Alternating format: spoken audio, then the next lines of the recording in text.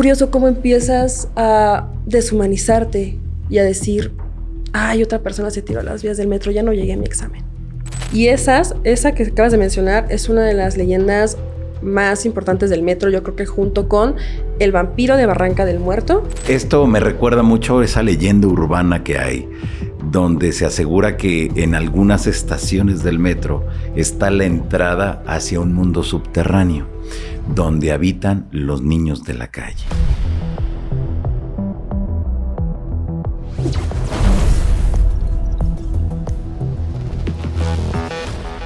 Amigos, un gusto saludarlos. ¿Cómo están? Bienvenidos sean a Encuentros Extraordinarios, un episodio nuevo. Hoy nos acompaña Mar Arriaga. Ella es conductora del podcast Remanchados de Miedo y con ella hoy vamos a abordar acerca de esas historias, de esos casos que nos hablan de fenómenos paranormales en el sistema de transporte colectivo metro de aquí de la Ciudad de México, y desde luego que también estaremos abordando muchas otras historias que a ella en este proceso de estudio y de análisis le han impactado. Así que quédese con nosotros porque está Mar Arriaga hoy aquí con nosotros en Encuentros Extraordinarios. Mar, ¿cómo estás? Qué gusto saludarte. No, un gustazo estar por aquí con toda tu comunidad, Johanan. Qué padre que estamos por aquí a platicar unas historias acerca del metro, un tema bastante interesante y perturbador que se ha puesto de moda en los últimos años. Exacto, Mar. El metro de la Ciudad de México es utilizado por más de 4.5 millones de personas todos los días,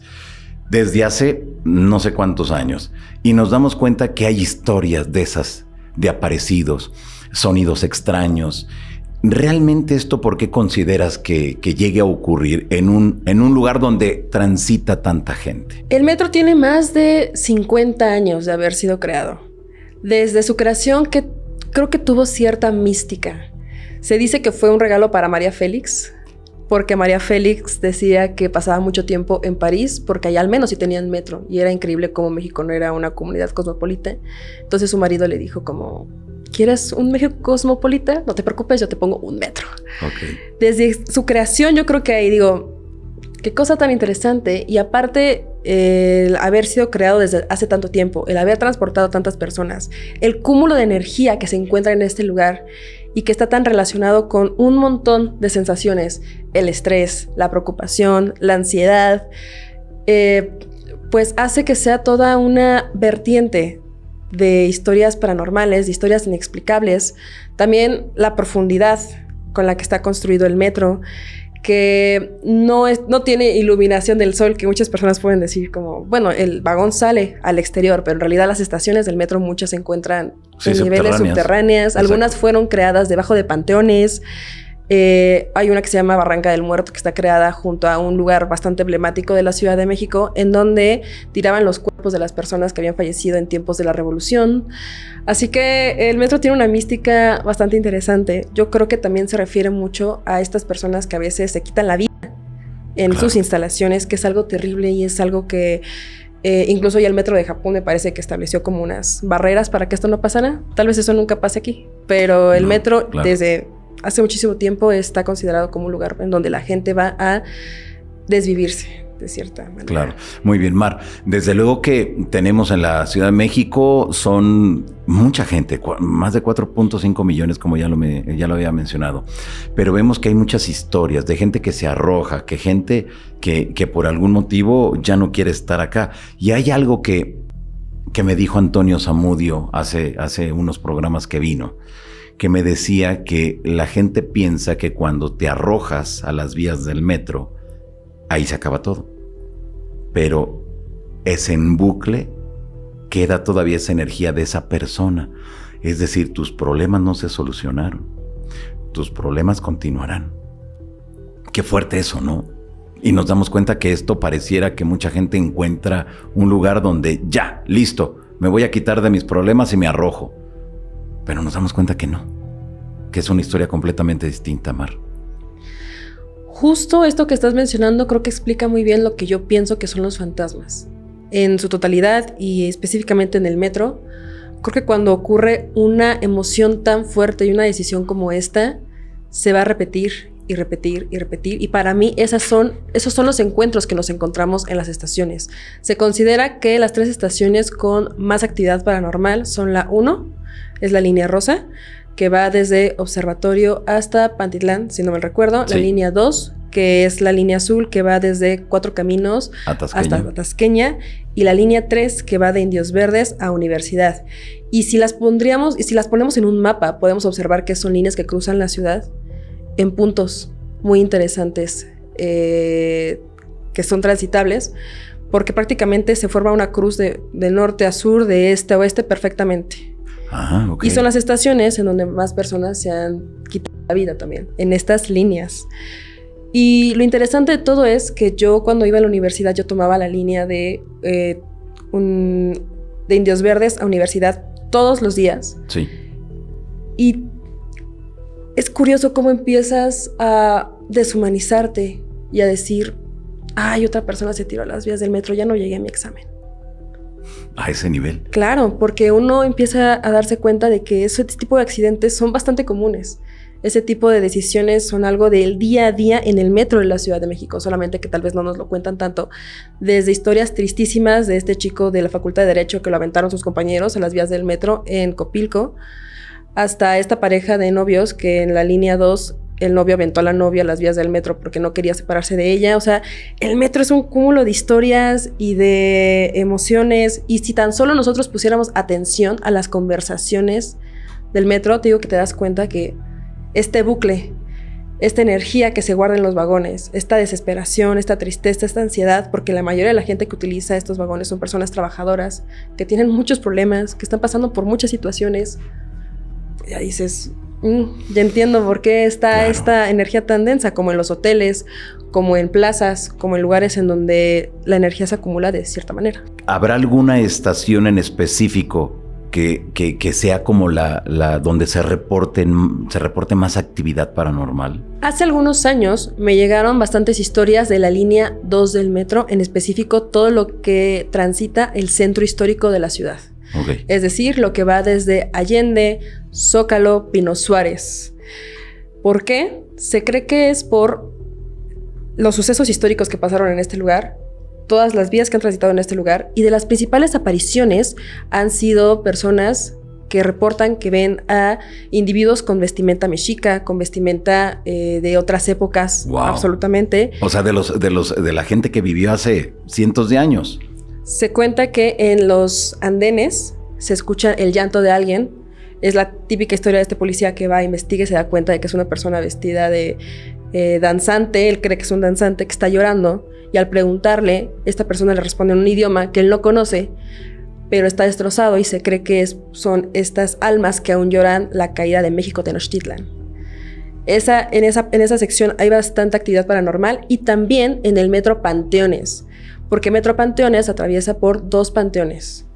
Y se reporta bastante actividad de personas que se suben con vestimenta que no es de la época, que se escuchan gritos y demás. Y apenas, Johanna, empezaron a llegar historias de Metro Chabacano. Lo interesante de Metro Chabacano es que son 3 vertientes, son 3 líneas las que pasan por este metro. Entonces la cantidad de gente también es abismal. Pero lo que más se reporta en esta estación en particular son las fallas en la realidad. ¿Por qué? Que es otro tema fascinante. Durante los últimos años empezaron a ser virales historias de personas que aseguran que estaban en una estación y de repente al voltear se dan cuenta de que están en la misma estación, a pesar de que ya la habían pasado. Ok. Cosas por el estilo. Hubo una historia que a mí me pareció muy particular, que es la de una chica que se encarga de vender a través del metro. Es decir, ella tiene mercancía y entonces se queda de ver con las personas en ciertas estaciones del sistema de transporte colectivo para poder entregarles la mercancía y hacer el intercambio. Ella lo que hace es mandarle su ubicación a su hermano en todo momento para que cualquier cosa él esté súper pendiente, ya que puede ser bastante peligroso, no sabes con quién te puedes topar. Claro, exacto. Ella está por entrar justamente, ella tiene que transbordar por Chabacano precisamente, y dice que ya se le estaba haciendo tarde. Ella dice, yo tenía el celular en la mano y entonces yo veía que ya iba 30 minutos tarde, y hasta le avisó a la chica, oye, voy 30 minutos tarde, y no le salía el mensaje y estaba súper preocupada. Entonces ella dice que caminaba y no llegaba, hasta que llega con la chica y le dice, perdóname, llegué súper tarde. Dice, ¿qué estás hablando? Estás llegando prácticamente a la hora. Solamente te tardaste 5 minutos. Ándale. Y ella se queda como, ok, comprendo, esto ha sido bastante raro. Y la cuestión está, Johanna, lo peor sucede cuando va de regreso. Dice que tiene que regresar a hacer este transbordo a otra línea. Y ella dice que seguía caminando y caminando y caminando y no llegaba a la otra vertiente. Dice que caminó alrededor de 1 hora. 1 hora. 1 hora. En la que cuando ella ya llega y ve que está viendo, cuando ella ya se da cuenta que ya están los letreros del color de la línea a la que iba, ya le empiezan a llegar los mensajes de su hermano de ¿dónde estás? ¿Qué pasó? ¿Por qué? Porque tu ubicación me parecía que estabas en muchos lados al mismo tiempo. Qué fuerte. Y ella dijo, ¿cómo crees? O sea, me dice, no manches, esto pasó por alrededor de 3 horas, me perdí, Mar. Yo sentí que caminé 1 hora, pero fueron 3 horas. O sea, 3 horas caminando dentro del Pero ella metro. lo sintió como 1 hora. 1 hora. O sea, para ella fue 1 hora, pero en la realidad con su hermano fueron 3 horas que no supieron de ella, pues. Y que la ubicación que le mandaba aparecía que ella estaba en muchos lados al mismo tiempo. Entonces el hermano no entendía, se le había pasado algo, se había robado el teléfono, se había habido algún error, pero este tipo de situaciones son bastante comunes. Esta es una de las historias de Chabacano y también en la misma estación un grupo de personas aseguró que se dio cuenta, esto es lo típico, que pasan por la línea 8 que va de Constitución de 1917 a Garibaldi. Es una línea que atraviesa también una parte de la ciudad bastante importante, cruza Iztapalapa, o sea, muchos lugares interesantes. Y se dan cuenta de que pasan Chabacano y pareciera que el túnel sigue, y sigue, y sigue, y no llegan a La Viga, que es la siguiente estación. Hasta que empieza a haber luz otra vez, y se dan cuenta que ¿dónde están? En Chabacano, una vez más. No. ¿Cómo se puede explicar esto? No hay explicación. Hasta el momento yo no me atrevería a dar ninguna explicación. Simplemente creo que son estos fallos en la realidad que existen y que son más notables cuando prestas atención. Muchas veces nosotros estamos tan inmersos en nuestros problemas, en nuestras situaciones, en nuestro mismo celular. O ya vamos cansados. Ya vamos cansados y tal vez no nos damos cuenta de esto. Pero te lo juro, Johanna, son infinidad de historias de personas que aseguran que han vivido una falla en la realidad en el metro donde ya debieron de haber llegado a alguna estación y simplemente no llegan a otra completamente diferente. Claro. Mira, ahorita que estás comentando eso, Omar, yo recuerdo que en la línea naranja yo tenía unas amistades que me decían que pasando Auditorio Nacional aparecían 2 estaciones que no existían, pero que estaban. Y yo le decía, pero eso no existe. Dice, no, las hemos visto solamente después de las 11:30, ya casi cerquita de las 12 de la noche. Aparecen 2 estaciones donde no hay nadie, pero se ve a los policías que están ahí. Entonces yo decía, pero eso no tiene ningún sentido. La historia, y ustedes que nos miran también, la historia cuenta que en algún momento, como está muy cerca Los Pinos, o donde vivía hasta hace la administración anterior, vivía el presidente de México, se había creado unos túneles especiales para en caso de que en algún momento tuviera que escapar, literal, de algún problema que se pudiera dar. Entonces conectaba ese túnel con una estación que no existe, pero se dice que sí existe. Pero si tú le preguntas a la gente, a los especialistas, te van a decir, no existe. Pero mis amigos lo veían y decían, esto ya es en la noche y se ven como que están, o sea, están los policías pues cuidándolo como cualquier otra estación, pero no hay gente. Yo decía, ¿pero es una o son 2? En ocasiones hemos visto una, en ocasiones son 2. Qué interesante, porque la historia cuenta que sí se creó o al menos se planeó una estación. ¿Tú sabes algo de ello? Sí, de hecho sí se planeó la estación para que en cualquier problema que existiera. Esto inicia, me parece, con Miguel de la Madrid. Si no tengo la información mal, o me parece que lo estoy confundiendo con Miguel Alemán. Pero tengo como la M muy precisa en la mente. La cuestión está en que Miguel de la Madrid no creo que sea, porque esto es muy reciente, ¿no? Miguel de Madrid es demasiado reciente. Me parece que era Miguel Alemán. Lo que resulta es que estábamos en tiempos de la cuestión soviética y cuestiones muy tensas en ese aspecto de la historia de México. Entonces lo que él pensó fue, necesito una vía de escape. Necesito una forma en que si pasa algo, yo pueda salir de aquí a algún lugar. Lo que se conoce es que de Los Pinos sí hay un túnel que lleva hacia alguna otra parte de la Ciudad de México, no se sabe exactamente a dónde. Se planeaba que llegara a Campo Marte de alguna manera, y entonces Campo Marte se uniera a Los Pinos por cualquier problema que existiera ahí, los militares pudieran acceder de manera bastante eficaz, sin tránsito, sin nada, hacia la residencia del presidente. Pero de la línea del metro que tú mencionas, yo la había escuchado, pero en la línea 2, la que va de Tasqueña a Cuatro Caminos, y está conectada con Campo Militar, que es el número 1, el campo militar número 1, que está a un ladito. El campo militar número 1, que más bien es una línea y es otra estación en la que estas personas que tienen una formación militar pueden recorrer de manera rapidísima toda la ciudad sin ningún inconveniente. ¡Wow! Mira, y van saliendo historias así, ¿no? De ese tipo de cuestiones que nos damos que está implícita y que en muchas de las ocasiones cuando tomamos el metro ni tan siquiera se nos pasa por la mente, ¿no? Sí, porque uno diría, el sistema de transporte colectivo también para transportar personas. No, si lo vemos de manera estratégica y nos damos cuenta de que en dónde están las estaciones del metro, decimos, cualquier problema que haya nacional, cierran el metro y transportan todo eso a través de los vagones. Claro que lo vemos cuando hay el desfile militar. Sí. ¿No? Creo que el claro ejemplo es ese. Yo creo que es una práctica, ¿no?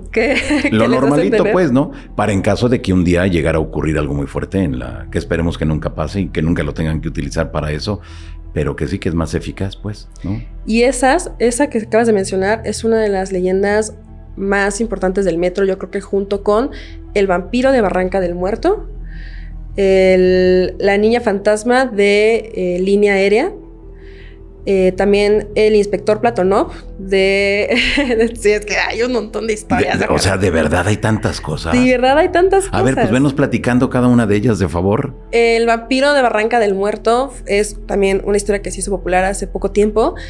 Cuenta la historia de un hombre que se queda dormido en el vagón. De hecho, ya no te puedes quedar dormido porque te multan o algo por el estilo. Ok.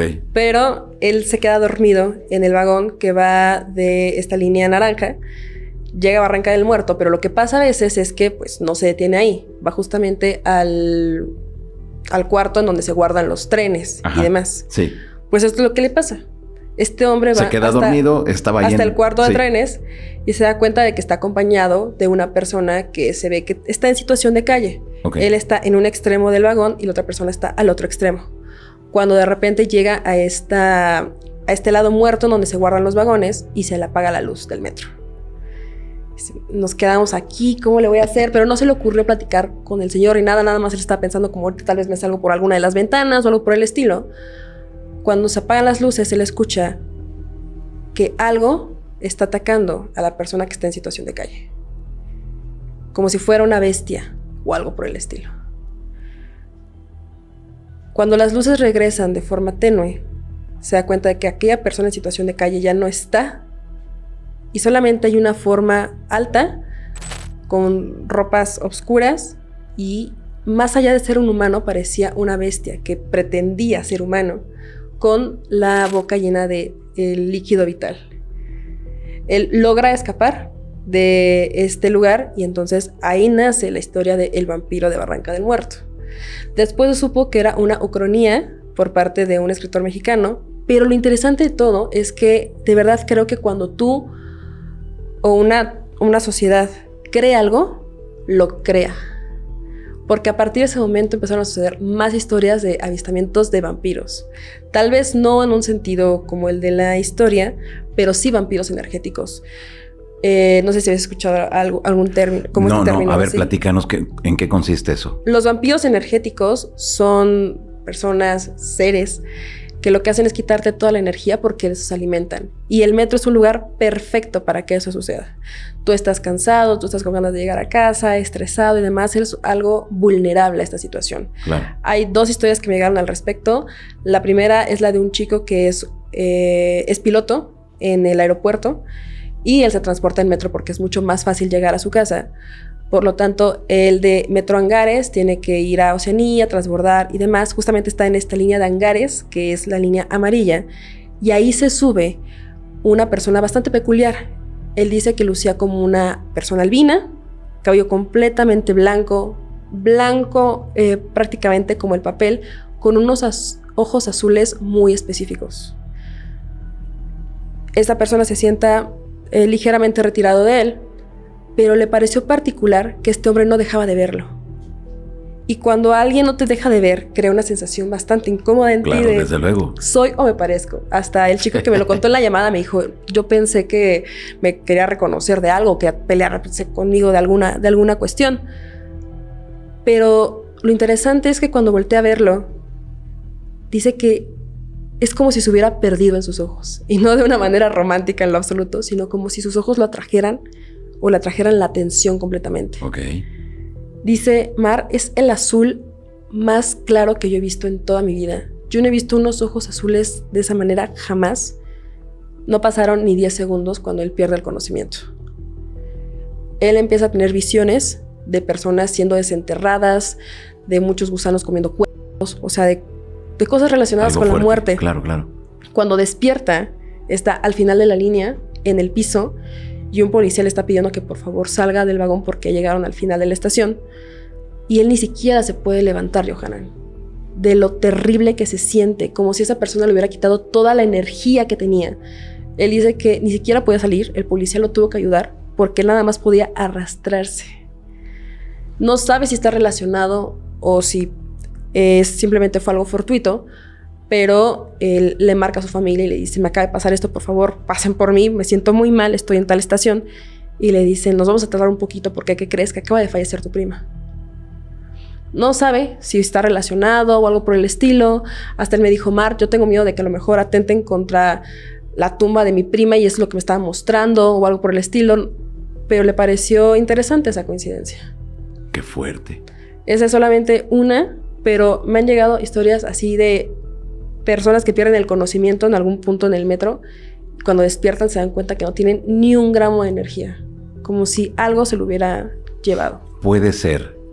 A ver, aquí para que nos quede muy claro, Mar, serán entidades, o sea, me queda claro que negativas porque te están haciendo cosas quitándote la energía. Pero esos seres, ¿quiénes son? ¿Quiénes podrían hacer eso y para qué lo harían, Mar? Yo creo que pueden ser o practicantes de algún tipo de magia, practicantes de algún tipo de cosa que tenga que ver con manipular la realidad o algo por el estilo. Porque entidades me parece un poco complicado. Es que tal vez yo soy una persona que a pesar de que ve cosas todos los días del tipo paranormal, trata de mantener el escepticismo. El escepticismo de cierta manera, porque yo sé que sí hay entidades oscuras en el metro, pero lucen de maneras diferentes. ¿Sabes? Yo creo que las entidades que más están en el metro son las personas que se quitan la vida. Ok. Me llegó la historia de una chica que igual estaba esperando en una estación bastante concurrida, en donde se llena el metro así terriblemente, y en donde ella estaba atrás de la línea y ve que una chica a unas personas de ella está balanceando como pensando en aventarse. Ella se da cuenta de este movimiento y todas las personas, de hecho, en esa misma línea se dan cuenta de ese movimiento y se miran entre sí. Cuando se está acercando el vagón, esta chica se tira. Lo que hace esta suscriptora es tratar de agarrarla de alguna manera, pero ella dice que se le resbaló en las manos de forma inminente. Y dice, Mar, la cosa es que todos vieron cómo esa chica cayó, hasta el conductor, porque vio perfectamente la mirada de ese hombre que dijo, no puedo hacer nada, no lo puedo detener. ¿Cómo lo detienes al momento? No puedes detenerlo al momento. No se puede. Lo peor de todo es que todas las personas empiezan a señalarla. Y hay dos vertientes. Personas que dicen, yo vi cómo la soltó, yo vi cómo la aventó. Y ella se queda como, yo nada más trataba de ayudarla y demás. Las personas que sí la vieron, que intentaban ayudarla, simplemente se van, no quieren ningún problema y la detienen. Paran el metro, llama al la policía de seguridad y demás. La tuvieron retenida en contra de su voluntad, al parecer 1 hora, 2, en lo que hacían la investigación, hasta que de repente la dejan ir, de la nada. Y le dicen, perdón, simplemente fue un error y demás. Ella bastante enojada, les dice, ¿por qué me detuvieron? Yo no tuve nada que ver. Y le responden, es que no había nada en las vías del metro. ¿Cómo? Nada se había tirado.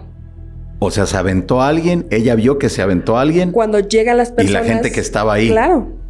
Sí. ¿Y cuando revisaron? No había nadie. No había cuerpo. No había cuerpo. ¡Qué fuerte! Así que ya no pudieron detenerla más en contra de su voluntad. No, pues si no hay un cuerpo, si no hay nada. Pero a ver, aquí lo vio el conductor del metro, lo vio la gente que estaba a su alrededor.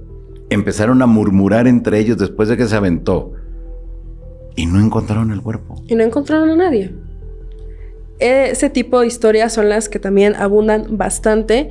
Y también apariciones de estas personas que ya no tienen todas sus partes porque el metro se las ha llevado dentro de los vagones a altas horas de la noche. Otro suscriptor me manda su historia y me dice que él estaba en esta misma línea, la que va de Garibaldi a Constitución de 1917, y le iba pasando por La Viga, y se sube una persona que al parecer está vendiendo dulces y demás, pero él solamente lo ve de reojo. En algún momento se queda parado a la mitad del túnel y dice que le pareció muy raro que esta persona simplemente se bajara en sí y comenzara a arrastrarse como si fuera un militar. Dijo, ok, esto está muy raro, pero dijo que hacer contacto visual con eso le habría parecido muy extraño, hasta que voltea y se da cuenta que esa persona no tenía piernas. Por eso se iba arrastrando. Y por eso se iba arrastrando. Aún así, a pesar de haberlo visto, sí, que había entrado caminando, dijo, tal vez fue algo de mi mente, tal vez yo solito completé cosas, hasta eso estaba tratando de encontrarle una explicación lógica. Cuando de repente se abren las puertas del metro, él ve que en esa estación ya hay un montón de gente esperando entrar y dice, lo van a pisar, le va a pasar algo.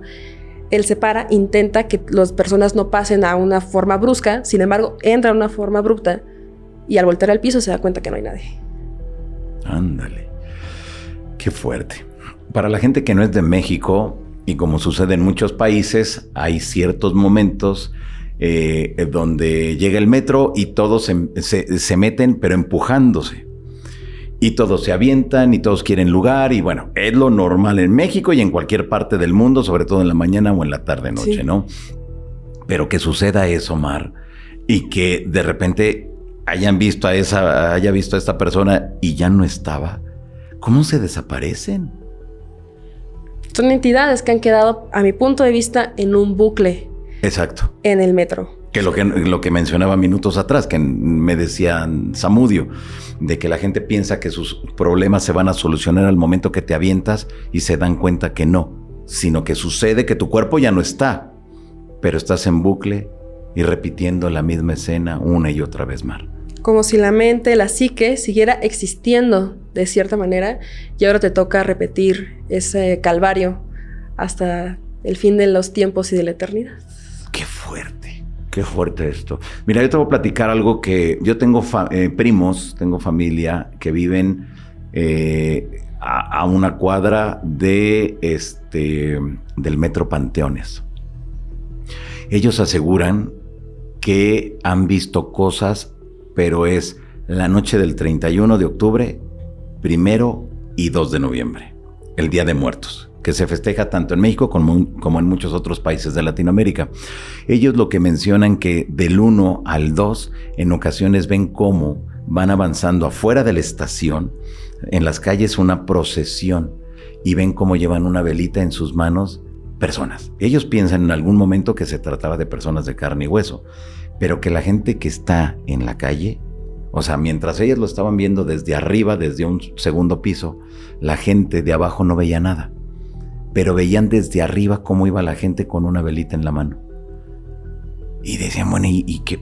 ¿Por qué los que están ahí no se quitan o no hacen nada? Porque no los veían. Pero veían todos que salían del panteón que está ahí. Y otras de las cosas que también me mencionaban, que en ocasiones cuando ellos utilizaban el metro, esas mismas fechas veían a mucha gente con la velita, pero dentro de la estación o en las escaleras de la estación. Ya fuera de un lado yendo hacia Tasqueña o del otro lado yendo hacia Cuatro Caminos. Ellos pensaban, seguramente vienen a alguna fiesta, seguramente no, porque era gente que cuando ya pasaban más cerca de ellos no los veían, o sea, como que se desvanecían. Era desde un cierto ángulo, ellos me decían, desde un cierto ángulo que veían esas siluetas y que eran personas de carne y hueso. Conforme se iban avanzando, se iban haciendo como una especie de humo y desaparecían. Y decían, no, seguramente es una fiesta o seguramente pusieron algún aparato aquí en el metro para conmemorar a los fieles difuntos. Pues, ¿cuál? No había nada de eso. Entonces es ahí cuando nos queda claro que siempre en los panteones hay historias. Y ahora si lo sumas a eso, a lo del metro, pues imagínate, suceden este tipo de experiencias, ¿no? Este fenómeno que me acabas de contar, de entidades con una velita en la mano, yo lo he oído, sí, pero en la villa. En las peregrinaciones que se hacen cada 12 de diciembre, que se conmemora el Día de la Virgen de Guadalupe, que es uno de los santos más emblemáticos de México. Y ese fenómeno exactamente de personas con una velita, los han visto, pero los trabajadores de esta zona de la villa que venden artículos religiosos, Biblias, imágenes, rosarios y demás. Y es así como identifican que es un alma que hizo una promesa a la Virgen de Guadalupe, nunca pudo cumplirla y ahora en muerte trata de resarcir el daño. ¡Wow! Las historias también de la basílica son así impresionantes, pero ese fenómeno lo había escuchado aún así desde que yo era niña, porque cuando mi abuelita tenía ya demencia, de que era una persona muy grande, sí, lo que decía era que veía gente con velitas en las manos, que la estaba esperando. ¿A tu abuelita? A mi bisabuelita, perdón. Ok. Y que estaban cada vez más cerca y más cerca. Al principio ella estaba en la casa y decía, están todavía en la lejanía de la calle. Después, al día siguiente, no, es que ya están en la entrada. Y eran los últimos días de vida de ella, hasta que ya el día que falleció dijo, ya están aquí en la puerta, se acabó, ya me voy hoy. Y al día siguiente se fue. Mira, qué interesante eso. Son las ánimas que creo que vienen por nosotros, son ánimas que están en pena y que de cierta manera, en esa luz que tienen, tal vez visitan el mundo de los vivos. Claro, o nos ayudan a transitar hacia ese más allá, que puede ser también, ¿no? Sí. Mira qué interesante eso, pero no sé, ahora, ¿tendrá algún significado esa velita? Más allá de que se aparezcan, más allá de que vengan, ¿tendrá algún significado? ¿O es para darnos luz desde aquí, del momento que ya dejamos de existir en esta realidad, en esta dimensión, e ir iluminando el camino hacia ese más allá? Digo, no lo sé, estoy pensando en voz alta. Tal vez es la luz que nosotros ya les dimos. Se supone que la ofrenda ya de muertos se pone desde el 20 de octubre. Sí. Pasan por ciertas etapas. De hecho, cada día representa una cosa diferente a partir del 20-23 de octubre hasta el 2 de noviembre, que se supone que el 3 se quita porque ya se van los difuntos. Tal vez es esa veladora que les ponemos, que es la misma luz que ellos traen para venir a visitarlos. Pudiera ser. Tal vez. Ay, es que las historias de fantasmas a mí me fascinan porque yo nunca he escuchado que alguien muera por un fantasma o que sea atacado por un fantasma de muerte. Por eso creo que son bucles en la realidad. Al menos trato de permanecer de cierta manera científica o algo por el estilo para explicar qué son estas apariciones. Por ejemplo, te digo, del inspector Platonov, del metro. Es la otra historia, sí. A ver, se cuenta que en Metro Potrero, hace mucho tiempo, trabajaba una persona que se apellidaba Platonov, que tenía un físico muy peculiar, ya que era de ascendencia europea y demás, por el mismo apellido que te estoy mencionando. Y era alto, rubio, ojos azules, bastante atractivo. En algún momento le hacen revisar ciertos circuitos en la estación Potrero, lo mandan, pero nunca más aparece. En algún momento encuentran su cuerpo en uno de los vagones y no saben qué le pasó. O sea, él falleció de una manera muy extraña. Así que ahora los trabajadores de esa estación dicen que a veces ven a una persona con chaleco de trabajo, con estas características que te digo que son de alguna manera europeas, arreglando ahora sí el circuito que tenía que solucionar en ese momento. Por eso también me parece muy impresionante lo que te dijo Zamudio, porque yo creo que nuestra mente se queda en una tarea, pensando algo en específico cuando ocurre algún tipo de suceso violento en tu contra. Que no te das cuenta tú que ya no estás en esta dimensión, ¿no? Y es como si tu mente siguiera queriendo realizar esa última tarea que se le asignó. Como por ejemplo, una persona arreglando estas luces en el metro, la persona que se tira las vías, esta persona que sigue trabajando en el andén vendiendo dulces. Son, de cierta manera, acciones cotidianas, digámoslo entre comillas, son acciones que nuestra mente se queda pensando constantemente y tal vez, aunque nuestro cuerpo ya no está, nuestra psique, nuestra entidad sigue repitiéndolo una y otra vez, y creo que esos son los fantasmas. Claro, desde luego, porque si no, no le podríamos dar una explicación clara, una explicación contundente, porque nos damos cuenta ahí, Mar, de que, como tú bien lo mencionas, que al momento que se produce el accidente sucede algo que a lo mejor son segundos antes, lo que va a recordar ese algo, ese fantasma y la labor que va a estar realizando, ¿no? Por decir, aquellos que se avientan y que el bucle es, se avienta, y se avienta, y se avienta, o el que va caminando, y siempre es la misma imagen, o sea, no hay una variante. Ay, hoy lo vi que se fue a la derecha, ay, mañana veo que se va a la izquierda. No. Es como una película. Y ahí está, y hay cientos de casos, cientos de historias, Mar. Cientos y cientos de historias que yo te podría contar de apariciones no solamente sobrenaturales, sino de personas extrañas que también se suben al metro. En algún momento me llegó la historia de los hombres de negro del metro de la Ciudad de México, que a mí el tema de los hombres de negro no lo conocía tan bien hasta que llegó este relato. A ver, que los hombres de negro son, digamos, una organización que se encarga de avistamientos extraterrestres, ovnis y demás. Claro. Aquí en México tenemos un lugar bastante emblemático que es la UNAM, la Universidad Nacional Autónoma de México, y ahí dentro del campus de la universidad está el caso Xitle, que es uno de los casos más impactantes del avistamiento ovni.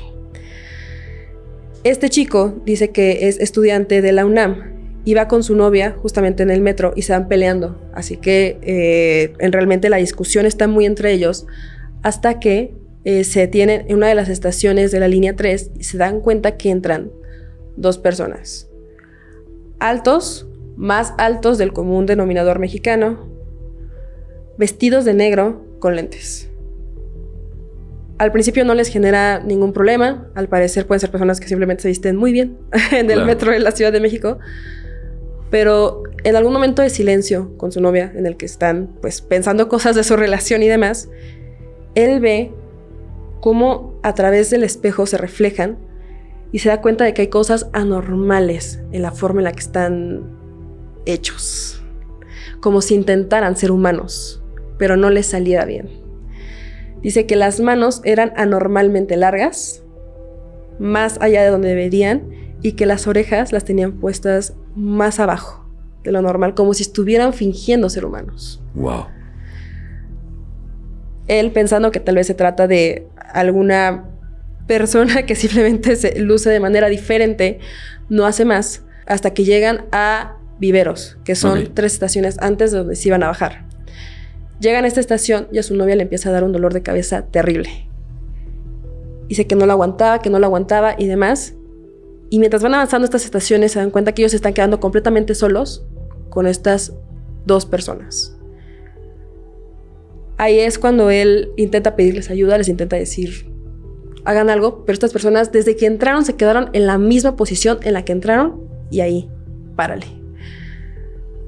Él termina bajando la palanca de seguridad cuando ya están llegando a Copilco, baja a la novia y entonces todas las personas que están dentro de la estación se acercan a ayudarla y estos 2 sujetos lo que hacen es salir del vagón, dirigirse a las vías del metro y perderse entre el túnel que está ahí. ¿A las vías del metro?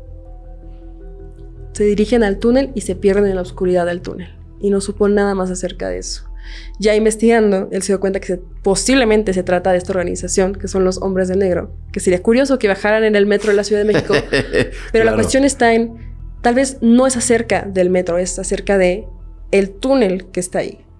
Claro, desde luego que a lo mejor hay algo ahí, ¿no? No sé, esto me recuerda mucho a esa leyenda urbana que hay, donde se asegura que en algunas estaciones del metro está la entrada hacia un mundo subterráneo, donde habitan los niños de la calle.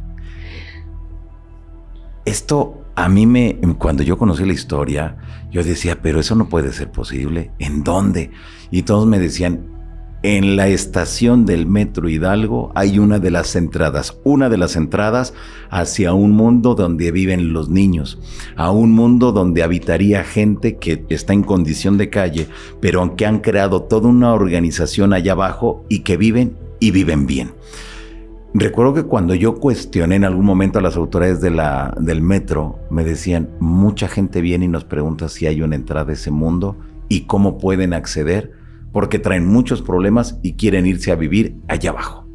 ¿Tú qué sabes de eso?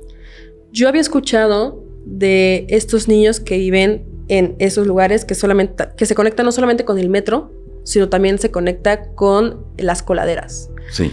Que es algo terrible. Pero fíjate que no está tan relacionada con el metro, más bien está relacionado con Chapultepec. De Chapultepec se cuentan una serie de historias impresionantes. Para aquellos que no sean de México, Chapultepec es un bosque muy grande aquí en la Ciudad de México, que me parece que es como 3 veces Central Park o algo por el estilo. Así es, con un zoológico. Con un zoológico, con un castillo donde vivió un emperador, con una serie de cosas impactantes donde se cuentan historias de sectas, de pactos, de entidades, también de fallas en la realidad. Pero un avistamiento que a mí me pareció impresionante es la mujer vampiro de Chapultepec. La mujer vampiro de Chapultepec. La persona que me manda esta historia es el nieto del sujeto al que le pasó esto, al cual le vamos a poner Pablo, y lo vamos a contar como si a Pablo le hubiera sucedido. Sí, sí. Pablo trabajó en un museo muy importante que está precisamente ahí en Chapultepec, y durante mucho tiempo se hizo amigo de los niños de la calle que están justamente por ahí. Le parecía muy interesante que estos niños vivieran, te digo, no solamente en ciertos lugares específicos de las coladeras, del metro, de todo esto, y se hizo amigo específicamente de uno, al cual le vamos a decir el mono. Él le decía mono, de cariño. Él sale tarde del museo, va caminando por Chapultepec y se encuentra con una mujer muy atractiva. Dice, cabello negro, unos ojos verdes impresionantes, un cuerpo increíble, y la mujer se le acerca y le dice que sí, la acompaña a la salida porque no sabe cómo salir de Chapultepec. Dice que van caminando y sintió como algo estaba extraño en el entorno. Y es que no sonaba nada. En Chapultepec es imposible que no suene algo. O suenan las ardillas, o suenan los pájaros, o suenan los animales. Algo suena a las pisadas de las demás personas. Y cuando se percata de esto, la voltea a ver y se da cuenta de que ya no tiene los ojos verdes, sino son cuencas absolutamente oscuras. Todo. Absolutamente oscuras. La piel ya no es blanca como la había visto, sino ya es prácticamente azul con las venas marcándosele.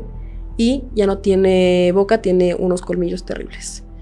Se le lanza a este hombre, él sale corriendo y sale justamente por donde siempre veía al mono, a este niño de la calle, y le cuenta lo que acaba de ver.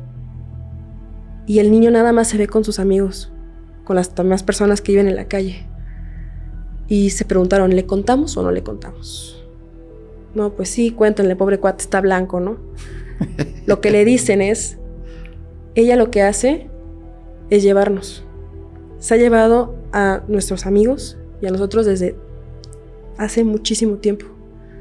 Ellos le dicen la mujer vampiro porque lo que hace es llevarse a los niños y nunca se sabe qué hace con ellos, pero es una entidad que se alimenta de los niños, principalmente de la calle, y ellos empezaron a esconderse en las coladeras, empezaron a esconderse en estas rutas alternas del metro. Claro, para que ese ser esa mujer vampiro no se las llevara. Sí. ¿Qué los habrá hecho? ¿Se los habrá comido? ¿Quién sabe, no? ¿Quién sabe? De hecho, me parece que los niños de la calle al que se los llevaron tienen un nombre muy específico, porque sí ha habido investigaciones de la desaparición de estos niños precisamente en Chapultepec, pero no lo recuerdo en este momento, pero sí tienen un nombre muy específico este grupo de pequeños que viven esta situación terrible. Claro, desde luego, muy bien. Vemos entonces, Mar, que no es solamente el metro, sino que son muchos lugares de la aparición de fantasmas, pero creo que lo más grave ya es de una entidad desconocida que te lleve y que te haga un daño a tu cuerpo. Porque bueno, mientras sea un fantasma y lo veas que está haciendo lo mismo, pues ahí déjalo. Pero ya algo que te acerque, que te ataque y que te perjudique en algo, las cosas ya, la historia ahí ya cambió por completo, ¿no? Completamente. Y yo puedo decir que en la Ciudad de México me han llegado una infinidad de historias, te digo, no solamente del metro, sino de brujas que se aparecen en la zona de Tepito, de la mujer perro de la UNAM, de entidades. ¿La mujer perro? A ver, platícanos. A mí me parece una de las historias más impactantes y yo la hice y de verdad todo empezó porque yo hablé del iceberg de la UNAM. Sí. Y en el iceberg de la UNAM una persona dijo, hay una entidad muy rara que camina como perro, pero es una mujer en la zona de la Universidad Nacional Autónoma de México por veterinaria y zootecnia. Esto yo lo narré así en un TikTok, cuando de repente me empezaron a llegar un montón de historias de personas que me dicen, Mar, ya entendí entonces qué es, porque yo pensaba que era un nahual, yo pensaba que sencillamente era mi mente, yo pensaba que había visto esto. Creo que la más impresionante fue cuando la UNAM es tomada por ciertas autoridades y demás en algún punto de la historia de México, y hubo muchas personas que se empezaron a esconder en algunas instalaciones de la UNAM, en los baños y demás. Esta chica se esconde en los baños y ella dice, a mí no se me hizo nada normal cuando de repente empiezo a escuchar pisadas que van subiendo el edificio y ella pensó, vienen por mí, se acabó. Empieza a escuchar un perro y dijo, hasta traen perros rastreadores, qué barbaridad estas personas. Escucha cómo empujan la puerta del baño y el sonido de un perro cuando está como bastante agitado. Este perro se para en 4 patas frente a ella. Ella está escondida en uno de los cubículos con los pies arriba del baño y ve por la parte de abajo del baño cómo está ese perro, pero se levanta en 2 patas y parece que lo que cae es un vestido sobre los pies, un vestido morado todo andrajoso. Al parecer, según cuenta la nieta de esta persona, estuvo ahí horas frente a la puerta, como esperando a que le abriera, como esperando a que se rindiera, o tal vez era algún tipo de gusto porque viera qué había detrás. Claro, pero que abriera. Al final se escuchan más pasos, ahora sí, se escuchan pisadas normales de una persona normal, y esta cosa lo que hace es regresar a las 4 patas y salir corriendo. Ese es el primer avistamiento, o al menos el más antiguo que se tiene de eso, pero ha habido muchos más de alguien que dice ver a una mujer con el cabello negro, un vestido morado sucio, pero cuando le ven los pies, lo que deberán de ser las piernas, se da cuenta de que es un perro. Y durante mucho tiempo se ha creído que es un nahual, pero se le ha denominado como la mujer perro de la UNAM. Qué cosas. ¿Y se sigue viendo? La última historia que me llegó fue hace unos 3 años. Era una chica que sale de Sala Nezahualcóyotl, que es una sala donde se dan conciertos y demás, y se encuentra con un amigo del papá, se quedan platicando hasta tarde y se van. Antes de que les cierre el metro, lo que hacen es tener que atravesar CEU de noche en toda la vegetación que hay, que es increíble. Y se dan cuenta de que en una de las paradas del Pumabús, que es el camión que transita por toda la universidad, está una mujer. Sin embargo, el amigo del papá los jala rápidamente, los lleva al metro.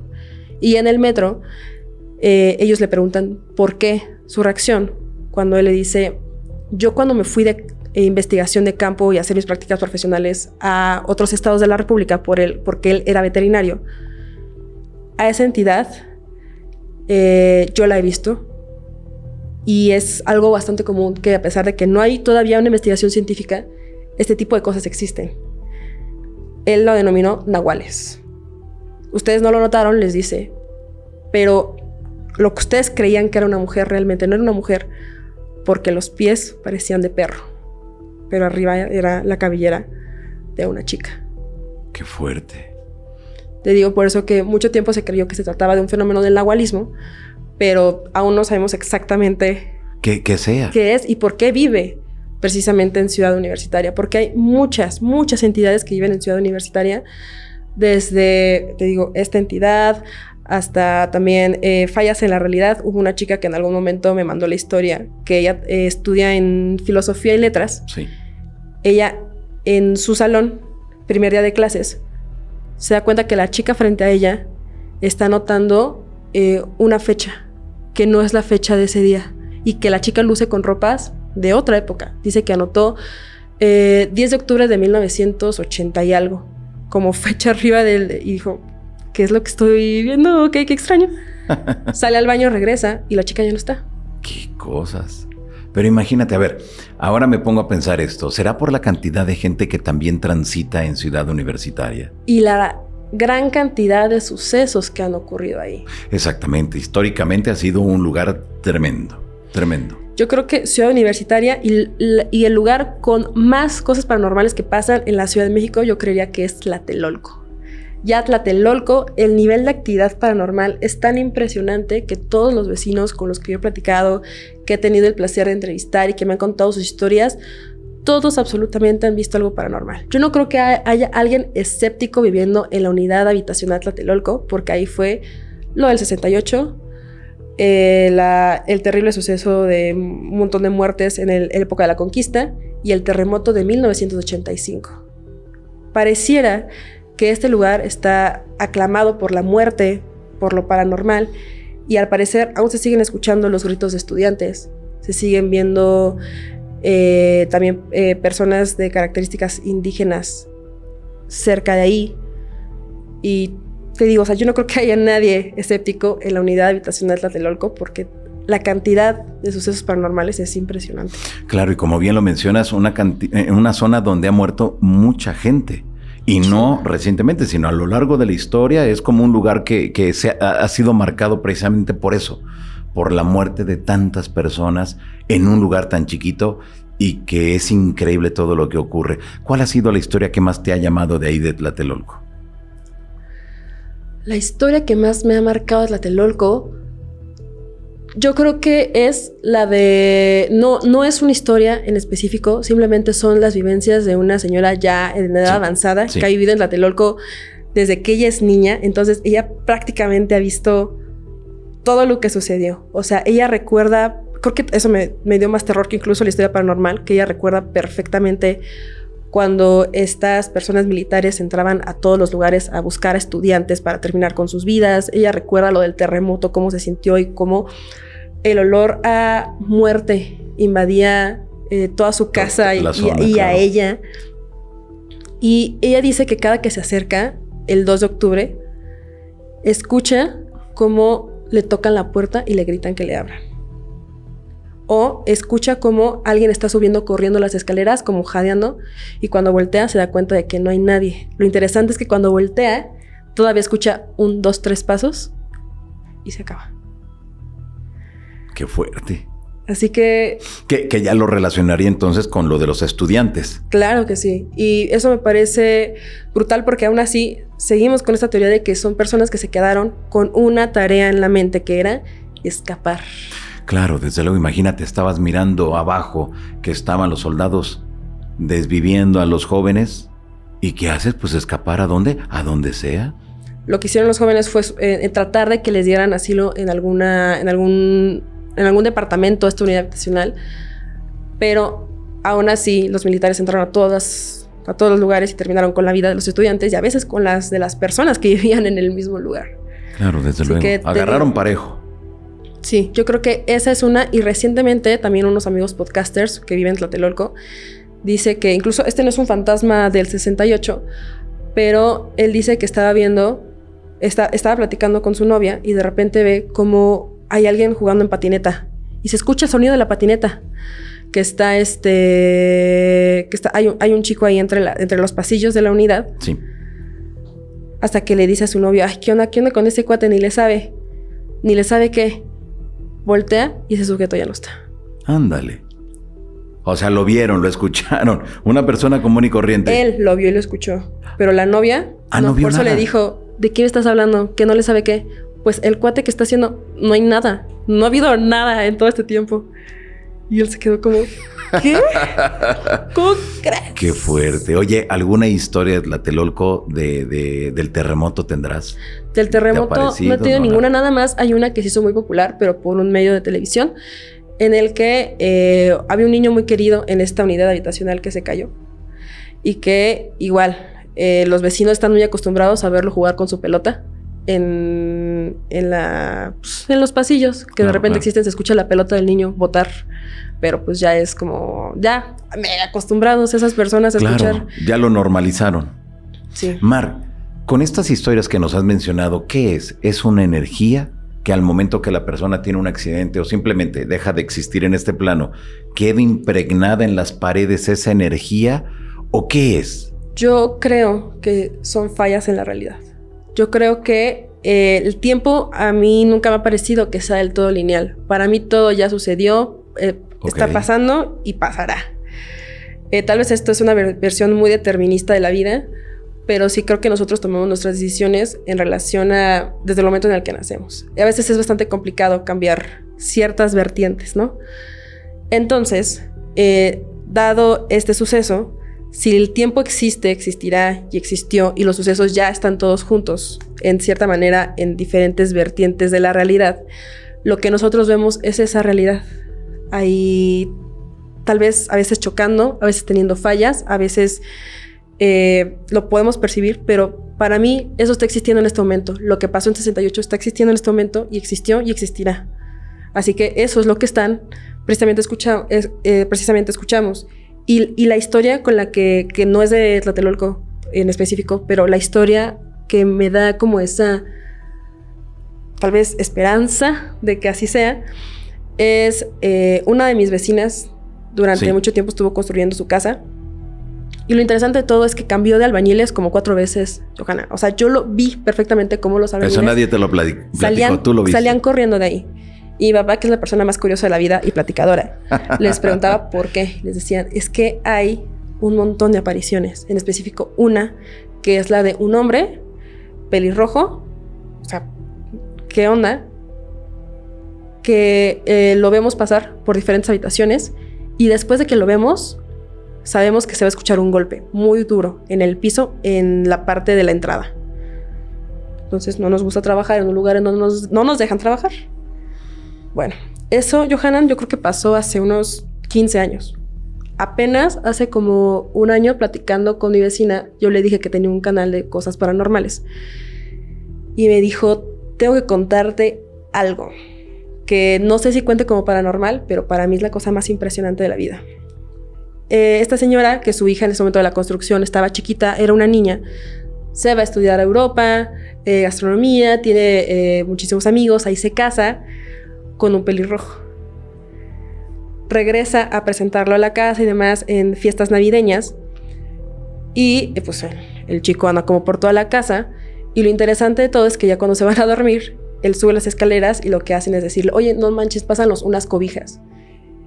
Y lo que hace él es decirles, ¿pero qué hago con esto? O sea, lo bajo. No, aviéntamelas. Entonces, pum, lo avientan. Entonces suena fuerte el sonido. El sonido de algo cayendo. Entonces la señora se quedó pensando, ese es el sonido que me describían. Es lo que mis trabajadores escuchaban cuando estaban construyendo la casa. Dijo, yo no iba a construir esas escaleras. La vida me orilló a construir unas escaleras en esa casa porque yo no quería justamente en esa parte, yo las quería en otro lado. Pero al final tomé la decisión de que existieran ahí. Existe el sonido. Entonces, ¿qué tan real tienes la voluntad de elegir lo que haces? O si más bien desde que naces ya está predeterminadas ciertas cosas, lo que ocasiona que entonces en este cosmos que todo está balanceado de manera perfecta, pues ya existamos y coexistamos todos. Porque incluso yo creo que los fantasmas o estas apariciones no son así como las vemos. Por ejemplo, esta aparición que me parece que es la más famosa de todo el mundo, que después de La Llorona, es la de El Hombre del Sombrero. El Hombre del Sombrero, yo he platicado con personas extranjeras y todo el mundo me dice, claro que lo he visto. The Hat Man. O sea, todos lo han visto en algún momento de sus vidas.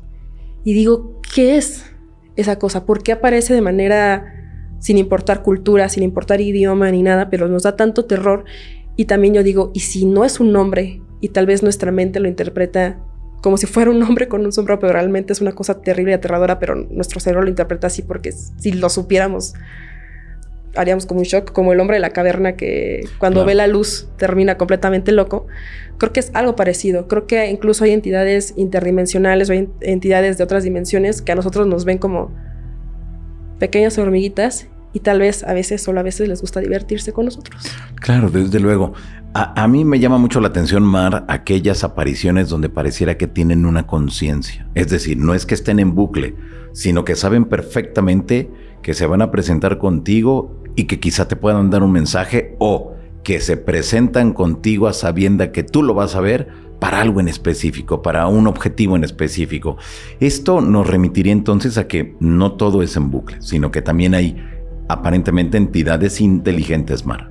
Pero no creo que sean los fantasmas que conocemos en su totalidad, porque los fantasmas para mí sí son esos bucles. Te digo, yo nunca he escuchado de un fantasma que entable una conversación con alguien. A veces sí, que son estas personas que dicen, ¿cómo crees? Yo hablé con él. Pues ya se murió hace 3 meses. Hijo, ¿cómo crees? Sí, a veces sí sucede, pero, o sea, esa aparición de fantasma común es la que vemos en bucle. Hay excepciones, justamente lo que estás mencionando, y es algo que también comenta Antonio Zamudio, que es que la entidad te elige a ti porque tiene una afinidad contigo, porque sabe que lo vas a entender o porque sencillamente eres la persona que vio y ahora es contigo. Por eso muchas veces los objetos embrujados no funcionan a pesar de que pues lo agarres, lo toques, lo muevas, le digas claro. Poséeme, porque el sujeto o la entidad que está ahí dentro no es para contigo, sino era para un sujeto muy en específico que lo eligió. Entonces a mí me parece muy brillante eso que dice Zamudio. Y es justamente esto. O sea, sí he tenido historias de personas que dicen haberse encontrado con fantasmas que después se dieron cuenta de que no eran un fantasma. Por ejemplo, la historia de una chica de la vida galante que en algún momento se encuentra con un viejito que le dice, ella está a punto de entrar al centro nocturno a trabajar y se encuentra con el viejito en la esquina y el viejito le dice que pues si se va con él le va a dar unos centenarios. Ella le dice que no porque pues tiene que llegar al centro nocturno si no la corren. Y ya platicando con las personas del centro nocturno, le dice, no manches que viste a don Jacinto. O sea, don Jacinto venía aquí y a fuerzas quería pagarle a las chicas con centenarios. O sea, sí, o sea, puede ser una historia que nosotros decimos, el señor, aunque está en el más allá, el señor tal vez sigue teniendo una tarea en su mente. Sigue teniendo una tarea en la mente. Conseguir que una chica esté con él a cambio de sus centenarios. Oye, qué curioso eso. Qué fuerte. Qué fuerte. Pero vemos que en la Ciudad de México realmente hay una cantidad impresionante de historias, ¿no? Impresionante. Yo no creo que haya una calle de la Ciudad de México sin que haya una aparición. Claro. Ahora, en de este ejemplo que nos ponías de este señor que pagaba con centenarios, ¿sí se fueron las muchachas o no se fueron con él? Ah, no. O sea, no sé exactamente si las chicas se fueron con ella, no pregunté. Pero esa historia me llegó porque en algún momento platicando de la Merced, yo conté la historia igual de la aparición de una chica de la vida galante que había fallecido. Y empezaron a llegar las historias de las chicas de la vida galante. Ya tengo como 1000 recopilaciones. Ándale, qué bueno. De ellas. Pero o sea, yo creo que incluso este trabajo que se da de forma nocturna, casi clandestina, con tan poca seguridad, ocasiona que no solamente ocurran cosas terribles, de forma física de personas loquitas que les hacen cosas loquitas, sino que también el tema paranormal está bastante fuerte. No sé si se deba a la secrecía, no sé si se deba a que siempre normalmente ocurre de noche o en ciertos lugares específicos de la Ciudad de México, donde, por ejemplo, Calzada Tlalpan, Centro Histórico, o sea, se cuenta hay un dicho muy popular que dice que no hay calle del Centro Histórico que no tenga un fantasma en la esquina, ¿no? Claro. O sea, a fuerza tú vas al Centro Histórico y ves la calle Donceles, 3 fantasmas. Así vas así y dices, ¡ay, qué barbaridad! Tal vez también está relacionado. Claro. ¿Tú consideras ahora, Mar, con todo esto que nos has mencionado de tantos fantasmas, que la tecnología en algún momento nos orille a ya no creer, a ya no buscar, a ya no entender qué es un fantasma? ¿Tú crees que por ahí vaya el asunto? Creo que es al revés. Creo que en algún momento la tecnología va a poder explicarlo. Yo tengo la fe de que, o sea, de verdad, Johanna, yo soy una persona que durante mucho tiempo he intentado, a pesar de creer en el tema paranormal, de mantener un pie en la tierra y decir, tal vez esto no es real, tal vez esto solamente tal vez esto no tiene nada que ver con cosas mágicas, tal vez esto es explicable de alguna manera. Yo creo que simplemente la tecnología no ha llegado al punto en que podamos entender por qué. Porque creo que estamos nosotros tan atrapados en nuestros sentidos, somos personas sensoriales y la ciencia está basada en eso, en lo que vemos, en lo que podemos comprobar, en lo que podemos tocar, en lo que podemos experimentar de una manera repetida.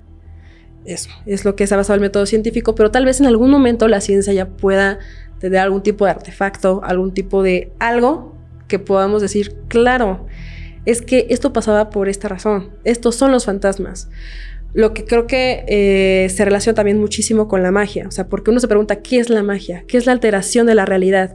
¿Por qué si yo hago un amarre funciona? ¿A qué se debe? ¿A que me la creo? Porque se dice que los amarres nada más funcionan si el otro sujeto cree verdaderamente en los amarres. Exactamente, sí. Entonces, ¿hasta dónde llega tal vez el efecto placebo o hasta dónde llega realmente el poder de la manipulación de la realidad, de que si nuestro cerebro lo cree, que como ha sucedido, te digo, con muchísimas otras entidades, que, como esto de la mujer perro de la UNAM. Yo cuando leí la primera historia dije, qué barbaridad, yo estoy en la UNAM y nunca he visto esto. He estado de noche en la UNAM muchísimas veces porque estaba en la tarde y nunca me ha pasado esto. Y cuando empecé a recibir esas historias de personas que habían vivido algo parecido con esta entidad, dije, esta entidad, ¿será que siempre estuvo aquí? ¿O más bien ya prestaron atención y la están viendo? ¿O se creó colectivamente? Nunca lo voy a saber. Sabemos. Pero son historias que están ahí y que vemos que interactúan con nosotros, con nuestra sociedad, con las nuevas generaciones. Porque a lo mejor pueden ser historias que fueron de hace 50 años, 60 años, pero lo más interesante es que te siguen haciendo referencia a lo que se contaba en aquellas décadas. Y dices, wow, es decir, que es real, es auténtico esto. Sí, yo tuve la fortuna de tener unos abuelitos que siempre creyeron en cosas paranormales y les pasaron cosas paranormales. Sí. Mi abuelito estuvo mucho tiempo en el ejército y entonces las cosas que veía eran terriblemente horribles y mi abuelita era una partera que leía el tarot, entonces también las cosas paranormales que vivió eran increíbles. Y es curioso cómo te digo, o sea, hablamos del hombre del sombrero y el hombre del sombrero existe en todas las partes del mundo. Hablamos de una mujer que llora en las calles. Exacto. Yo voy a Japón y me dicen, se llama así. Yo voy a Alemania, claro, se llama así, pero es la misma. O sea, es la misma entidad. No sé si es la Llorona, si es algún tipo de representación del cosmos de estas mujeres que pierden a sus hijos. No tengo la menor idea, pero qué curioso que esta imagen, esta mujer de agua, que incluso también me parece que está muy presente en Tailandia. En Tailandia existe esta mujer que está relacionada con temas de ríos y de lagos y demás. Se aparece en los lagos y también llora. Que en México se aparece en la calzada de Tlalpan, que también era un lago muy importante, y camina por ahí. O sea, simplemente creo que estamos en una época, Johanan, en la que quiero creer que estamos en un despertar de ver más allá. Durante mucho tiempo, las personas que creían en entidades cósmicas, en extraterrestres, se les decía que eran personas ignorantes. ¿Cómo crees que van a existir extraterrestres? Cuando me parece lo más lógico de la vida que existan las entidades cósmicas. Simplemente el hecho de que la comunidad científica no haya llegado hasta allá o no se nos haya comunicado todo lo que saben, no quiere decir que no estén ahí o no hayan existido. Desde luego. Lo mismo con los fantasmas, lo mismo con la magia, que la magia de muchas personas dicen, yo no creo en la magia, no creo en los amarres. ¿Y por qué funciona? O sea, ¿tu mente lo crea? Tal vez. Pero me gustaría que la ciencia explicara exactamente por qué se ocasiona. Por ejemplo, las brujas, la bruja de Peña de Lobos, que está persiguiendo a Zamudio todo el tiempo. A mí me parece que uno de los investigadores paranormales más importantes esté así tan obsesionado con encontrar por qué, cómo y cuándo, y que sea una persona escéptica, Zamudio, y diga, pero yo la vi, pero ahí está, pero tengo un palo que de forma anormal está creado y no sé cómo se explica que es el palo de una bruja y que parece que nació así con una cabeza. O sea, ¿cómo es posible que expliquemos eso? Tal vez apenas estamos en ese despertar de decir, vamos a investigar, vamos a ver por qué exactamente, ¿no? ¿De dónde viene? O no creo que sea en este momento, pero tal vez en un futuro ya digamos, claro. La bruja de Peña de Lobos, que perdió toda humanidad, que ya parece una bola de trapos existiendo, que eso ya no es humano, según lo que dice Zamudio. ¿Por qué? ¿Porque pactó con una entidad oscura?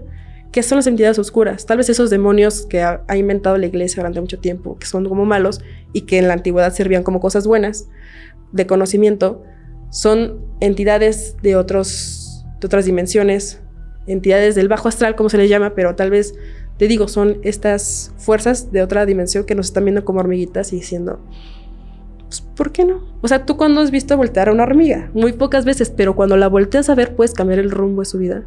Claro, de una manera tremenda.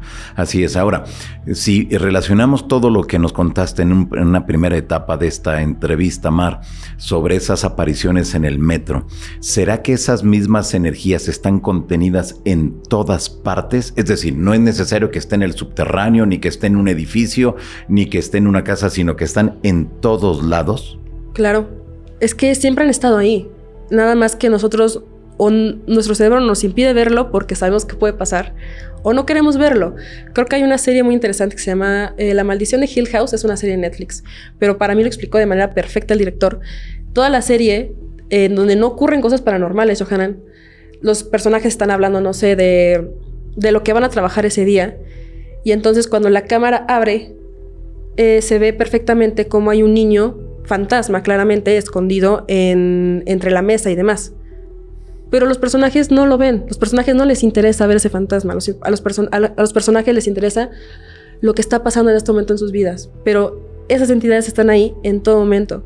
Tal vez, solo tal vez, estamos mucho más atentos en el metro porque no tenemos nada que hacer más que ver el celular. Claro, o sea, en el metro, creo que estamos tan acostumbrados a hacer algo que no sabemos no hacer nada. Y es una cosa terrible porque tal vez observar. Solo necesitas ver bien y observar cuando hay algo extraño. No siempre va a pasar a ver. No digo que porque observaste una vez ya te vas a ver algo normal, pero yo los invito a que cuando estén en el metro vean, escuchen qué está pasando, porque cuando prestas atención encuentras que la mayoría de las veces las personas estamos absortas en los medios electrónicos y no queremos ver, no queremos observar, pero yo te puedo jurar que esa es la razón por la que tal vez hay tantos avistamientos en el metro, porque estás viendo, estás atento, está pasando algo. Tal vez, si vas a una plaza comercial, tú no sabes cuántas de esas personas que tú ves como normales realmente son entidades, realmente son fantasmas, hasta que ya te das cuenta de algo normal, porque esa es una característica de todos los relatos que yo he encontrado. Estás absorto en tu realidad hasta que ves o sientes algo anormal y entonces, solo entonces, prestas atención. Ya, pero puede pasar en todos lados. Claro, exactamente. Mar, ¿en qué momento de tu vida te decides hacer un podcast Remanchados de Miedo y presentar este tipo de historias? Yo empecé el podcast con el tema criminal porque había estudiado Derecho Penal en la facultad. Y dije, creo que me quiero enfocar a casos criminales y todo eso. Pero me di cuenta que desde toda la vida, Johanan, el tema paranormal me ha perseguido. O sea, yo no tuve opción. O sea, yo te juro que yo quería hablar de todos los casos que habían pasado en México y cosas por el estilo. Pero no podía evitar el esconder que en mi casa pasan cosas paranormales. Que desde niña pasan cosas extrañas a mi mamá, a mi papá, que te digo este contexto de mis abuelitos. Claro. Entonces, cuando empiezo a subir historias del tema paranormal, me di cuenta que la forma en la que me apasionaba era gigante y que la curiosidad que tenía de escuchar el mismo fenómeno en repetidas ocasiones me parecía interesantísimo. Por ejemplo, esto de los fenómenos de fallas en la realidad en el metro. Yo he recibido muchísimas historias, todas son muy parecidas, voy encontrando patrones y me pongo a pensar que estas personas me mandaron un correo privado, no leyeron los comentarios, me mandaron un correo privado sin saber entre ellas que se trataba de la misma estación y digo, esto no puede ser normal. Entonces también hay un poco y una tinta de decir, ¿qué es eso?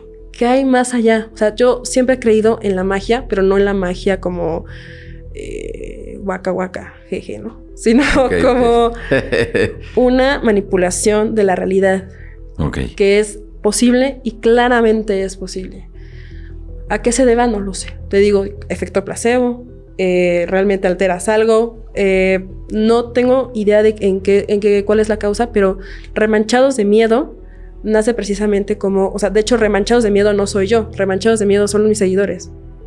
Entonces, el compartir estas historias con ellos y decirles, vean cómo estas personas no se conocen entre sí. En edad son completamente diferentes. No sabían lo que iban a escribir, aún así hay un patrón. ¿Por qué? Incluso al principio del podcast intentaba explicarlo científicamente. O sea, las brujas las explicaba como qué son, por qué científicamente, qué son esas bolas de fuego que vemos. Y también la parte esotérica, para que las personas dijeran, oye, quiero un poco de esto, pero también quiero un poco de esto. Al paso del tiempo, Johanan, la aplicación científica se fue diluyendo. Porque ya tratando de hacer una búsqueda más exhaustiva de, ¿pero por qué el amarre funcionó? ¿Pero qué es esa bruja en Peña de Lobos? ¿Pero por qué me da tanto miedo? ¿Pero por qué nosotros le tenemos tanto pánico a encontrarnos con un perro caminando en dos patas y hablando? Que me han llegado historias de animales hablando como humanos o de gatos que hablan como personas. ya no hay. La búsqueda se acabó. Me salen más historias o leyendas. Y entonces digo, en algún momento lo vamos a saber. Tal vez estábamos escribiendo... Claro. Tal vez esto, justamente en lo de la mujer perro de la UNAM, hoy justamente entré al TikTok y me salió el primer TikTok, ya con otra historia que yo ya no conozco, de una chica que está diciendo que le pasó algo así. Y digo, ¿qué está pasando? O sea, tal vez estamos dando plataforma para que las personas también cuenten sus historias paranormales y se den cuenta de que lo que les pasó no fue un efecto de su imaginación, que durante tanto tiempo nos han dicho, ¿te lo imaginaste?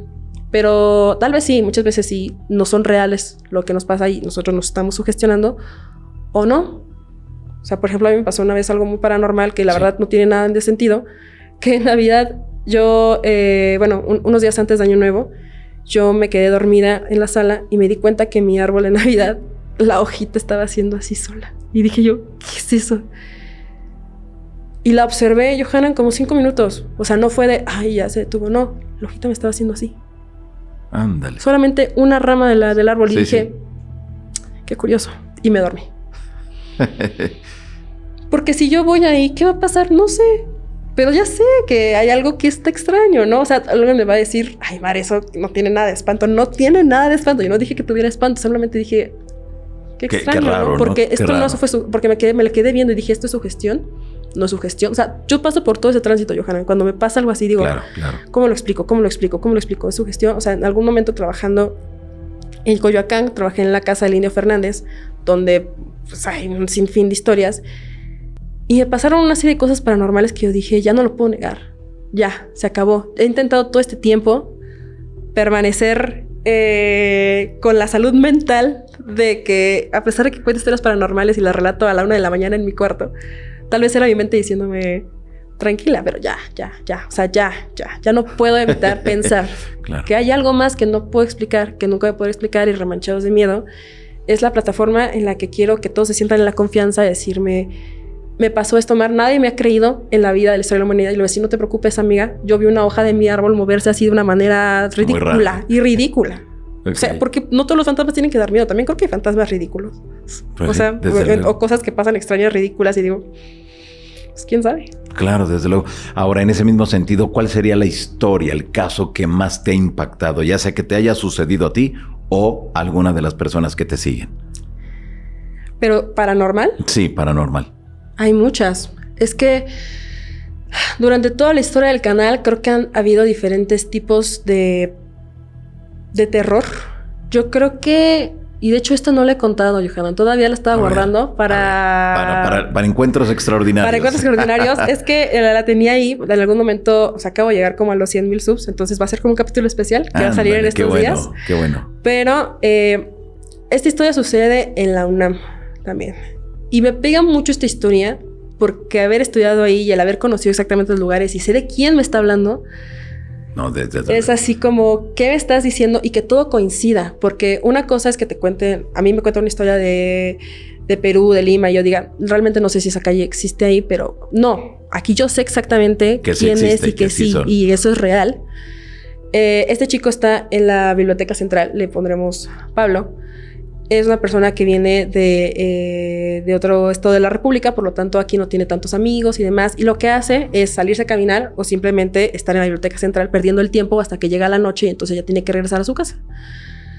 Se pone a atravesar estos grandes estantes de la Biblioteca Central y se da cuenta que hay un libro que no tiene título y no tiene clasificación. Eso es algo muy extraño. Todos los libros de la biblioteca tienen su clasificación por temas de organización. Saca el libro. Se da cuenta de que en realidad no tiene nada y ve que hay una tarjeta ahí que tiene una dirección. No tenía nada que hacer el chico. Lo que hace es justamente ir a esta dirección y se da cuenta de que afuera, cerca de Pedregal de San Ángel, está un carro que sabe que es de un profesor de su facultad porque es un carro muy específico, de un color muy específico, que yo sé que algunas personas de la UNAM así van a saber exactamente de quién estoy hablando. Ok. Pero bueno, él ve este carro justamente allá afuera y ve que hay estudiantes, personas que incluso él ha visto en la biblioteca, que ha visto pasar justamente por esta parte central del campus, porque todo observa y no tenía amigos. Los ve entrar ahí. Dice, pues, a ver qué pasa. Lo que hacen únicamente es dar la tarjeta y ya. Da la tarjeta, entra y lo que ve es una habitación completamente negra. Aquí no existe este cliché de había velas por todos lados, ni así. Dice, es una habitación completamente negra con una silla en medio. En algún momento, uno de estas personas toca una campanita y entonces todos empiezan como a caminar y a hablar. Él empieza a hacer lo mismo, empieza a imitarlos. Él trata de escuchar qué están diciendo y están diciendo nombres, muchos nombres, de personas célebres, de personas del mundo de la política, de personas del mundo de la televisión que ya no están aquí entre nosotros. Él empieza a hacer lo mismo, trata de imitarlos, hasta que uno de ellos se para y todos los demás se paran. Y esa persona que se para va al centro donde está esa mesa y se sienta. Dice, Mar, ya no era esa persona. No sé exactamente en qué consistió, pero dice, su mirada no era su mirada, la forma en la que se sentó era completamente diferente. Y entonces ya todas estas personas se conglomeran cerca de él y le empiezan a preguntar, ¿quién eres? Y les da el nombre de un presidente de la República. Dice, la voz que salió no era ese chico de ninguna manera. Era una voz grave, fuerte, con un aire de poder tan intenso que dijo, ¿en dónde estoy, gente? Y le empezaron a preguntar un montón de cosas acerca de lo que estaba pasando en México, acerca de lo que estaba pasando en la UNAM, hasta que en algún momento dice algo como, hay alguien aquí que no es de nosotros. O lo encuentran, porque lo que está pasando aquí no puede salir. No, pues pobre chavo. Dice, soy yo, ¿no? La menor oportunidad, ese chico sale corriendo y dice, no sé qué acabo de ver. Va a buscar otra vez ese libro en la biblioteca días después. Ese libro ya no está. Ya no lo encuentro más. No sabe exactamente a qué se refiere. Es una organización que al parecer opera en las instituciones como para poder realizar rituales esotéricos. Pero para mí el tema de las sectas siempre ha sido en el que digo, el nivel de personas que de repente realizan estos, incluso en algún momento en Hablemos de No Existe con el narrador, yo conté la historia de una secta de famosos que me la manda mi suscriptora y me dice, Mar, cuéntala, nada más cambia los nombres, o sea, esto ya pasó hace mucho tiempo, yo ya no creo que pase nada. Me atreví a contar la historia y me dice, sale el capítulo del narrador. Semanas después me llega un correo y me dice, Mar, me están siguiendo otra vez a mi mamá y me están siguiendo otra vez a mí. Yeah. Por esa historia que contaste ahí, o sea, no te culpo porque yo te dije que la contaras, pero quiero que lo sepas. Entonces, qué fuerte. Ahí ya es cuando se combina lo real con lo paranormal, que uno no puede hacer nada. Claro, desde luego, porque si te autorizó que dieras a conocer esa historia pensando que no iba a ocurrir o no iba a haber alguna consecuencia, y si la hubo, bueno, no depende ya de ti, desde luego que no. Sí, porque las personas, o sea, esta persona que es, o sea, a grandes rasgos es una niñera que trabaja para una persona muy poderosa de los años 80 y muy conocida de México, que realizaba rituales con otras personas bastante conocidas de México, que no solamente eran del medio de la política, sino también del medio de la televisión de esos tiempos. Trabajó mucho tiempo para esta familia. Cuando ella se da cuenta de que hacen estos rituales, este hombre, al cual siempre le he puesto el señor Mireles, que ella describe con una personalidad muy fuerte, muy carismático, y dice, Mar, es interesante porque yo cuando lo veía en televisión se veía así imponente y esa misma fuerza es la que tiene cuando camina, así. El señor Mireles ya cuando ella descubre justamente lo que está realizando, le dijo, me caes muy bien, no quiero tener problemas contigo, no te crees problemas, ¿qué viste? Ella vio todo, Johanna, todo lo que hacían estas personas y le dijo, nada, no vi nada. Siguió trabajando para esta familia hasta que pues ya esta familia se va de México. Y dice que a pesar de que ya se vio de México la familia, se dio cuenta de que la estaban siguiendo. Ella describe que eran las mismas personas con diferente ropa. Sí. A donde ella iba de repente se las encontraba, como si la estuvieran checando donde estaba. Y en algún momento pasó. Cuando yo cuento esta historia, dice, me vuelven a seguir las personas. No son las mismas, pero son las mismas personas con diferente ropa. y sé que continúa esta situación a pesar de que incluso esta persona ya ni siquiera está en México. Claro, desde luego. Ya cuando sus hijos ya están grandes, sus hijos ya son señores de varios años, porque si ya sabes, si de repente las personas son rápidas para investigar. Justamente cuando subí ese capítulo, las personas empezaron a decir, es esta persona, es esta persona, es esta persona, es esta persona. Amigos, ni siquiera yo sé quién es esta persona. O sea, y la verdad, no quiero saber. O sea, genuinamente, claro, a mí me dicen, Mar, ¿te gustaría saber que no? Porque me gusta la vida, me gusta. No, o sea, desde luego. Y yo creo que a lo mejor se están utilizando o se están afectando ciertos intereses, ¿no? Que a lo mejor no hacen nada malo, pero no quieren simplemente que lo relacionen con rituales extraños, o a lo mejor están haciendo cosas extrañas, digo, cosas raras que estén lastimando a otras personas. Digo, no lo sabemos, pero lo mejor, como tú dices, es mantener ahí el anonimato de esas personas y para de contar. Digo, ¿para qué te metes en más rollos, no? Sí, porque estas cosas se realizan. O sea, esto es un hecho, que rituales extraños se realizan en esferas de poder y en esferas del entretenimiento, pero de manera alta. O sea, no digo de cualquier persona, porque para poder acceder a estos grupos hasta hay iniciaciones y cosas por el estilo. Como que a las personas ricas exacto. les gustan mucho esas cosas raras. Las personas ricas disfrutan de entretenimientos porque no tienen en qué gastar su dinero, no sé. Pero es un hecho que existe. O sea, justamente este autor Hill, que hizo Los Brujos del Poder, Sí. y reveló un montón de historias acerca de lo que hacen los gobernantes de México con magia, tanto yoruba, magia negra mexicana, o sea, para poder llegar al poder. Y siempre me he preguntado, ¿qué tanto es tanto? O sea, ¿qué tanto lo quieres que vas a acceder a todo lo que puedas para poder obtenerlo? Traer un león de África y bañarte en su sangre, que la persona que lo hizo, supuestamente Gil, dice la persona como, ¿cómo creen que yo voy a traer un león de África y me voy a bañar en él? Esas son historias, no lo sé, no me sorprende en lo absoluto si eso pudiera suceder, porque... Claro, siempre porque quieren poder y más poder y más poder. Y creo que esos son los más impactantes, porque también hay personas del medio del entretenimiento que han realizado esto y que siempre se les ha vinculado a esa situación, siempre, toda la vida, solamente que nos hacemos mensos. Justamente Anabel Hernández en algún momento sacó un libro muy interesante hablando de personalidades del mundo del entretenimiento que están bastante cercanas a grupos delictivos y grupos delictivos que están asociados a personas que realizan rituales como los narcos satánicos. El tema de los narcos satánicos para mí es así muy fuerte. Impactante. Claro, desde luego. Muy bien, Mar. Pues dinos dónde la gente puede seguirte. Danos todo, de favor, tus redes sociales. Claro que sí, Johanna. Primero que nada, muchas gracias por la invitación. Espero que les haya gustado mucho el capítulo. La verdad, estuvo muy interesante la plática contigo. Me pueden encontrar en todos lados como Remanchados de Miedo. En Spotify y YouTube estoy subiendo podcasts de recopilaciones paranormales y también de entrevistas de chismecito paranormal acerca de vivencias extraordinarias, paranormales, insólitas. Espero tenerte por ahí en algún momento, claro, Johanna. Desde luego.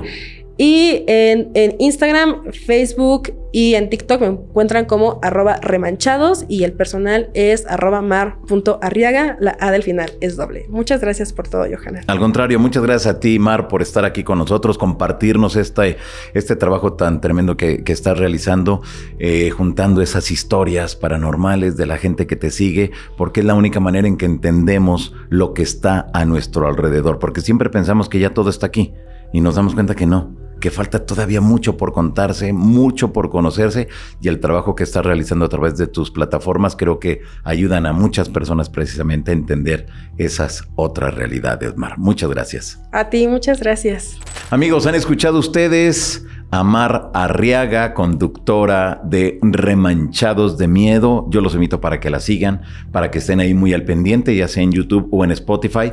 Y bueno, pues denle me gusta, suscríbanse a todas sus redes sociales para que siga creciendo su comunidad y seguir entendiendo pues lo que implican estos temas de las otras realidades, esos temas, esos casos, esas historias que están ahí y que nosotros nos interesa conocer, esos fenómenos paranormales. Así que síganla, yo los espero aquí en Encuentros Extraordinarios la próxima semana. Les recuerdo también que estamos en Spotify y YouTube como @Encuentros Extraordinarios, en Instagram igual Encuentros Extraordinarios, en TikTok como Encuentro Extraordinario, ¿ok?